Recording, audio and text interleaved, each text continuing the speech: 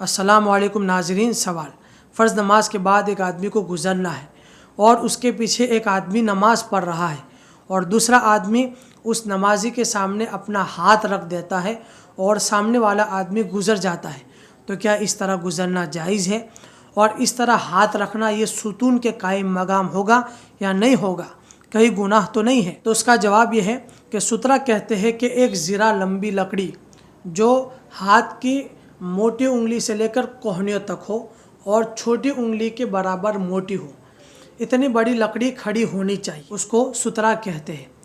तो इतनी लकड़ी या उसके बराबर कोई चीज़ अगर रख दी जाए और सामने से नमाजी के सामने से गुजरा जाए तो जायज़ है।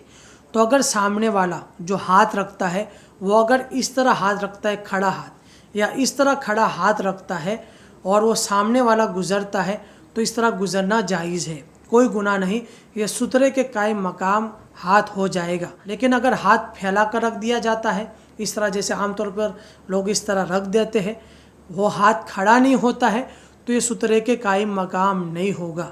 तो इस तरह हाथ रखना भी गलत है और गुज़रना भी गुनाह है, क्योंकि जब हाथ सुतरे के कायम मकाम नहीं है तो फिर सामने से गुज़रना और गुज़रने वाला ये गुनाहगार होगा। इसलिए अगर हाथ रखना है तो इस तरह खड़ा हाथ रखे या इस तरह खड़ा हाथ रखे जो लकड़ी के कायम मकाम हो जाए, या अगर आपके पास कोई टेबल वगैरह है वो रख कर गुज़रते हैं तो गुज़रना जायज़ है। लेकिन आम तौर पर मैंने जो देखा है वो हाथ रख देते इस तरह, हाथ फैला कर, खड़ा हाथ नहीं रखते, तो इस तरह हाथ रखना भी गलत है और जो गुज़रेगा वो भी गुनहगार होगा।